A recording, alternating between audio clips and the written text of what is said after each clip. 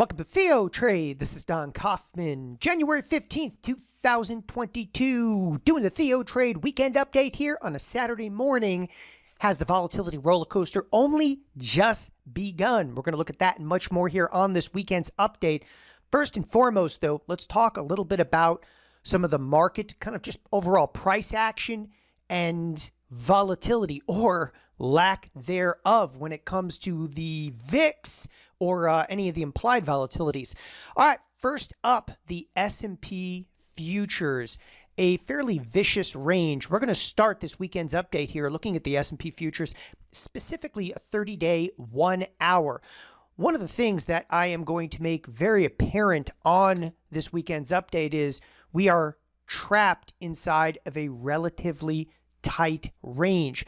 Now, in the past, I've actually used the term like a volatility box. And the reason I use that terminology of volatility box, and you know what, in this particular case, we're even going to have to back up a little bit in terms of time frame. I'm going to go to 180-day 4 hour and just kind of zoom us in. Again, this is, you can call it a volatility roller coaster, call it a volatility box, call it anything you want. But we are boxed in to a decent size range, but people, it is a absolutely vicious range to where we have two-sided action in the markets. And by the way, if you're unfamiliar with that terminology, it's a two-sided marketplace. That means there's buyers and there's sellers. This is a very different marketplace than you have seen at any other point, and go back to 2020, 2021. Again, we are inside of what appears to be a type of a volatility box, and that's a reference to a range that we're just pinging back and forth in. Again, to kind of further exemplify that, we're going to go to the 30-day 1 hour and just zoom into, well, this week, a little bit of last week, but this week of trade, and get really specific. Huge range though on the week. I mean, traded all the way down to 45.80 up to 47.40. I mean, you're looking at this in almost a 200 point S&P futures range, but the entire week was supposed to have about $75 of movement according to the option marketplace specific to the SPX. So I think that's fairly critical to kind of start with, is to understand that we're seeing very significant moves. In fact, one of my first bullets over here is big moves, tight range. And when I'm talking about a big move in a tight range, for this, we're actually going to cruise over to the spiders, and we're going to go to the daily chart and the spiders. And, it's so infrequent that I actually pop studies in here. Listen, I'm not a market technician. I'm much more of a quantitative trader, but I do appreciate to display like ATR. This is the average true range. And you get a quick feel. And this is obviously average over the last 14 days. You get a quick feel for how extreme some of the price action happens to be. In fact, you have to open up like a 3-year chart to really get that feel. And again, I want to elaborate on this for just a second.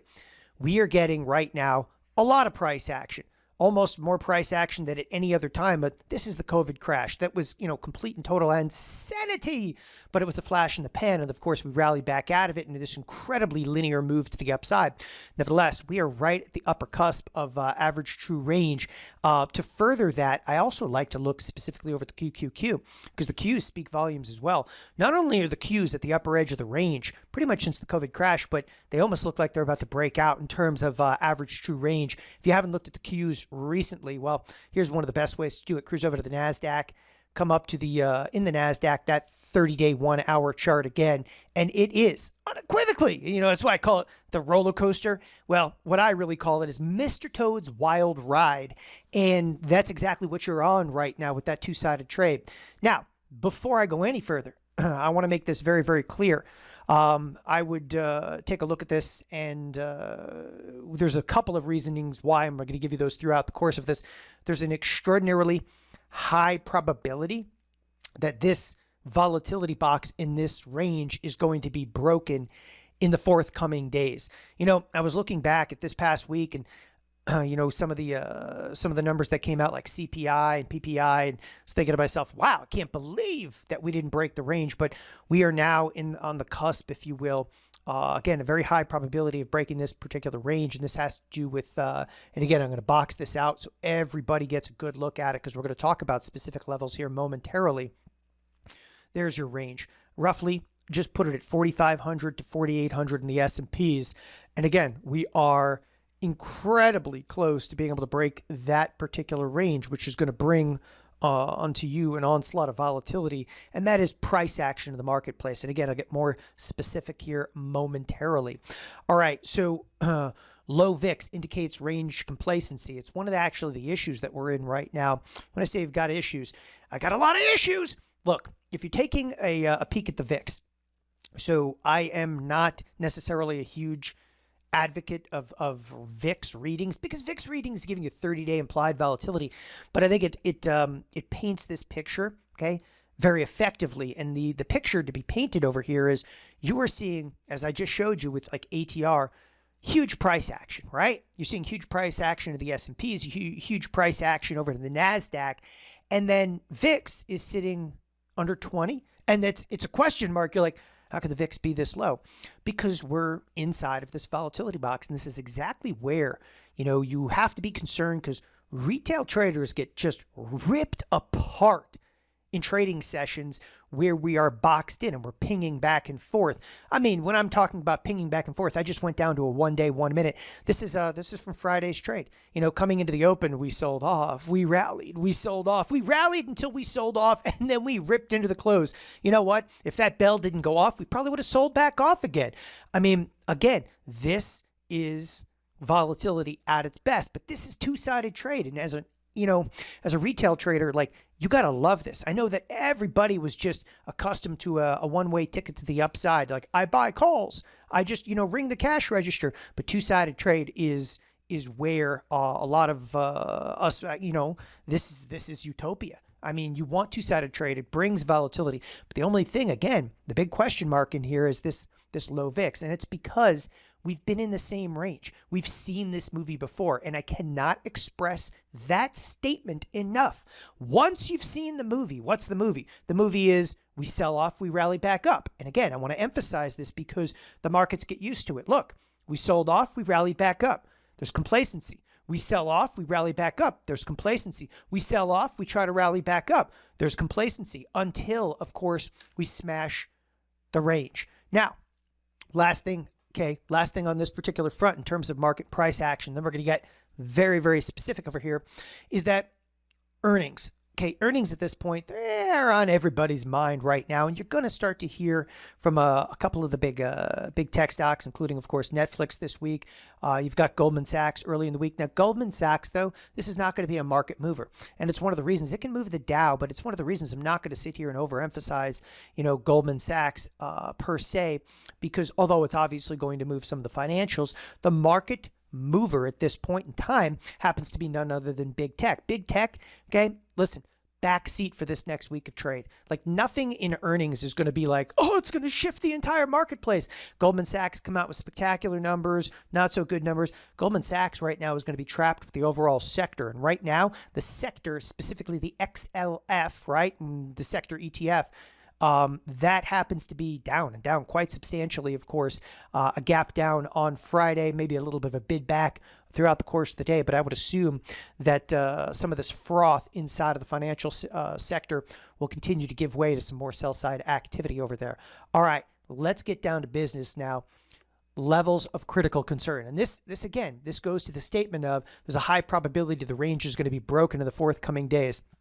One of the things, okay, I want you guys to understand this, and I cannot stress it enough. When you're inside of a volatility box, okay, like we are, and again, I'm going to bring this up. I'm going to box it out one more time for you. We're in a volatility box, okay? And, we've seen this just numerous times over recent years. So you're pinging back and forth. You can't be surprised to see a break to the upside only to revert back down. However, okay, the single most important thing about this, all right, and again, we could break to the upside, head down. We actually could break through the downside of it. I want to stress again, okay, for specific levels here. You got to watch this 4,500 level more than anything. We break to the upside and we go to all-time highs. And again, you can hear like, indecision in my voice, right? Because there should be at this point. A volatility box of this magnitude, okay, this is a day-to-day basis. We can explode 100 handles higher in the S&Ps, explode, 200 handles lower. The point, though, of me bringing this up and saying, critical levels of concern is simply in respect to this.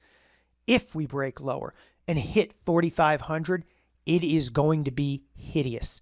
Okay, this is one of the areas that you have to have the utmost respect for. You break through 4,500, VIX is going to explode, right? We are just going to take off in terms of volatility because that is a movie that we have not seen lately.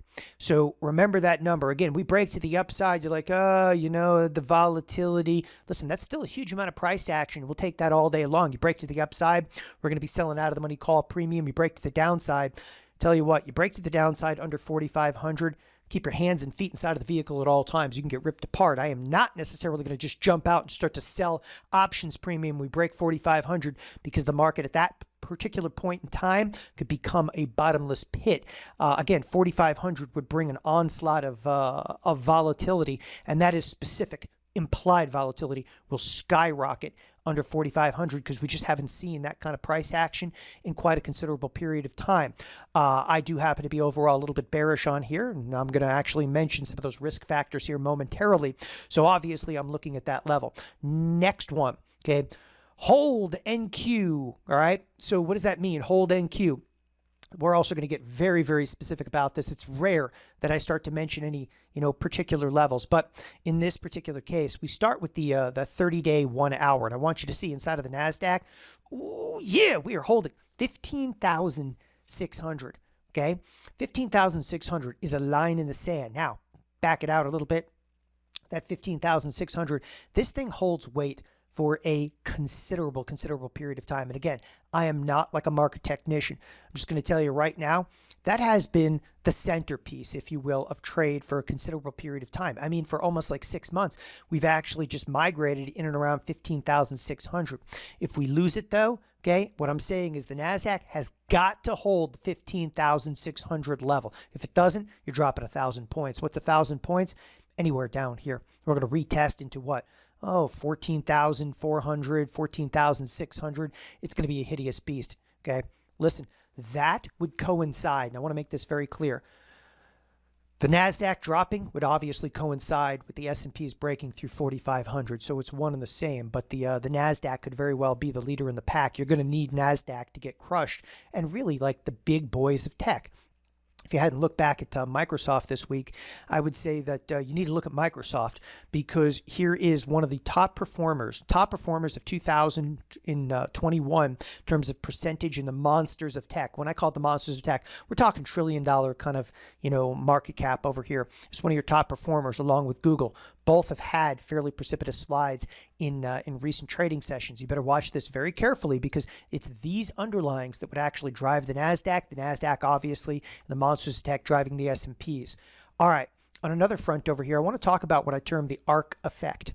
This has been a big topic of conversation specifically around these parts. I've been talking to a lot of buddies in the trading world about this. The ARK effect is becoming, just downright wild. And what you have here, and listen, I'm not here to pick on, Kathy Woods, of any way, shape, or form, has nothing with the manager. Okay, what you have right now is a lot of institutional money running for the hills along with retail running for the hills. So ARK is being sold. Now, ARK obviously holds a number of key holdings, key constituents: Tesla, Roku, Teladoc, Square, Zoom, Shopify. I mean, I can go on and on and on. Spotify. All right, take a look at some of the underlyings. What you're actually seeing in the ARK effect is something that I wanted to bring up because I think we're going to actually see it, proliferate throughout the entire marketplace. And I stress this. And when I'm talking about the ARK effect, let's get right down to business.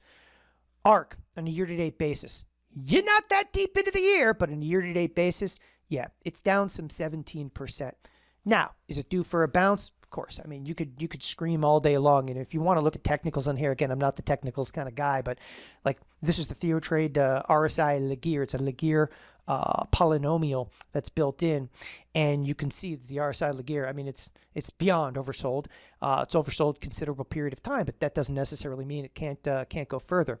Nevertheless, if you take a look at ARK, and it's down about 17% on a year-to-date basis, what's going on though, if there's redemptions in ARK, okay, ARK has to turn around and actually sell some of the holdings. Just to bring up again, the primary kind of constituent in over here would of course be Tesla. But Tesla's only down some 12%. Okay, take a look at like Roku. Roku's the second largest holding. It's down 28%. All right, take a look at TDOC. It's down basically 16%. Take a look at Square. Okay, why am I showing you all these? Square's down about 18%. Take a look at Zoom. All right, this is where things get hideous over here. Zoom's down approximately 13%. Oh, then we'll actually look at Shop. Okay, down about 19%. In effect, what you have, and I'll bring up one last one in terms of Coin's only down about 8%. What you have right now, specifically with the ARK effect, as I said, I think that this could start to proliferate specifically to NASDAQ holdings.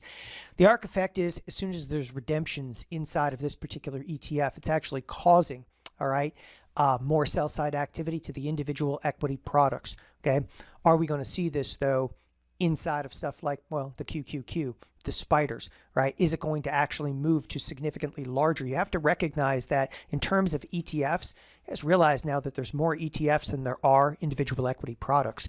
So the ARK effect is pretty interesting at this point in time, and I think it's well worth exploring and keeping an eye on this for some of absolutely key, you know, ETF products that selling in the ETF itself is actually causing selling to, again, proliferate into the marketplace. So it's a great way to actually examine the market. And again, a very quantitative view at a very, very ugly situation. I would say in the short duration, though, there could be some bounces inside of ARK along with the rest of tech. In fact, I was looking a little bit earlier in here at a couple of the option chains and seeing if I can't necessarily take a position. Liquidity in here is not exactly spectacular. Nevertheless, inside of the monthlies, it's enough to get business done in the option marketplace. Onward and upward from there. So we were talking about big moves, obviously. ATR, high probability that that range is going to be broken in the days to come. But let's go a little bit more specific. There's risk factors to the equity markets at this point in time. And those risk factors, first, let's state the obvious. Inflationary readings, okay? CPI, PPI, push it aside. Those inflationary readings, like everybody's looking at them. We all know the Fed, they could do this 3, 4, 5 times in terms of rate increases. I got to tell you, I'm much more inclined to look at the balance sheet and what they're going to do with the balance sheet than I am just, you know, rate increases. You know, who cares? You raise the rate, you know, 4 times in a given year. But still, my heart, it's going to be up to 1%. It's absolutely nothing. One of the other main risk factors, now we're going to start to build a little bit of a case here, oil. If you look at any crisis inside of the broader crisis inside of equity markets, it's usually done on the back of extraordinarily high oil prices. Well, oil prices, it's getting it done right now. Oil, if it hits 85 and it actually starts to break out, you got yourself a little bit of a crisis on hand. I'm just going to leave it at that, because you look back at any major crisis in, you know, equity markets, and I'm talking big crisis, like, you know, if we actually bring up like the max chart on here, obviously this is even going into the financial crisis, but wicked rallies inside of oil can be very, very indicative of some big trouble coming into the equity marketplace. And this is well worth noting at this point at the 85 level, primed to break out. Okay, that's for your own. Again, these are just risk factors to the equity markets.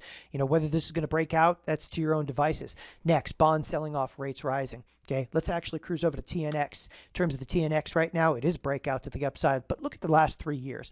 Okay, here we are, very, very pivotal level. I'd say, you know, 2% is going to bring some serious pain into the tech marketplace. That is, if the TNX, which is the 10-year, breaks above 2%, that's when the sell side activity is just going to absolutely ignite inside of tech, as people are going to be like, okay, this time it is real. But taking a look at the bond market is just holding there. The notes, okay, the notes also holding tight. Again, 2%, I would say, inside of the 10-year TNX is the place you want to be looking at. All right, next in the docket, another major risk factor hitting the equity markets. This has been also a fairly large area of concern, specifically of mine, is that the crypto markets. Will actually bring up Bitcoin and the fairly wild slide inside of Bitcoin. And I use the Bitcoin futures, predominantly to kind of justify all crypto, which again, a lot of crypto experts would disagree. Nevertheless, this is where the risk lies. Like Bitcoin, it's the biggest, the baddest, and it's spilling over right now, specifically into equity markets. You need not look too far. When you talk about like equity markets and spilling over to the equity markets, you look at stuff like Tesla. Okay, Nvidia is looking a lot more like crypto, but crypto, specifically Bitcoin, is rather, again, specific. And the same individuals that are trading Nvidia and Tesla are those that are also trading Bitcoin. So we're going to be watching that relationship very, very carefully. Onward and upward. Another major risk factor here is lack of correlation. For this, I'm going to bring up the index watch, and I'm actually going to cruise over to the S&P 100. What I want to elaborate on in the S&P 100 is you have this wild volatility hitting the marketplace, but we haven't seen like 100 stocks up or 100 stocks down. One of the things that you want to look for, and as I said, I wanted to give you, the high probability of range will be broken in the forthcoming days. Okay, one of the aspects that you really want to look for in just the coming days, this lack of correlation, all of a sudden snap to correlate. You want to look for 90 stocks trading to the downside or 90 stocks trading to the upside, because I'm going to tell you right now, okay, that would be the trigger to break the current volatility box. And that's why I say you got to stay tuned for this, because that is the trigger right now. The lack of correlation. Once we start to correlate, and that means all the sectors start to just go snap and move. Like when you start looking around from sector to sector, you take a look at the financials. The financials, they were bid up massively until they sold off. But at the exact same time, the day the financials were down, don't worry. Okay, tech was there to save us. You know how tech finished on the week? Okay, I was actually surprised when I saw this. Tech finished the week massively unchanged. The financials, okay, finished the week after being just up wildly. The financials hit the lower edge of their expected move and bounced off of it. Then you start looking at individual stocks like, in retail, you realize that Costco has just been decimated since the front of the year. In fact, if you look at this in a year-to-date percentage, surprised to find that Costco is actually down. Taking a look at Walmart, massively unchanged in the year. Again, it's a sector slop fest out there. Look for higher degrees of correlation. That's when we're going to break the range. The other one that is very, very elusive, and I've talked about this a little bit on last Wednesday's video, a very low skew. Bottom line with low skew, and skew is only calculated at the end of every day, so you come over here, have to open it up to an area chart. And again, apologize over here. Come over here, right over to the area chart, and you'll see skew is inherently low versus the last 9 months. To me, that actually opens up the door to downside.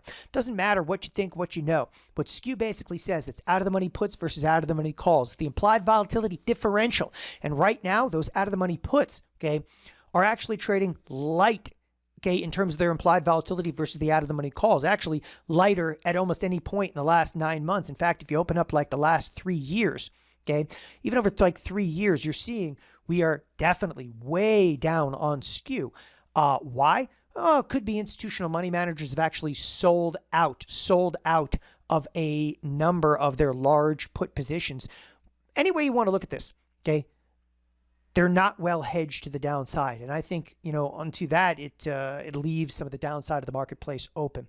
Last but definitely not least, as we do each and every week here at TheoTrade, they're going to update you specifically in the SPX. Okay, the last week, the week that we just passed through, okay, we had approximately $76 of price action priced in, meaning that this option chain, this is where the week started. That was $76 to the upside, $76 to the downside. What did we do this past week?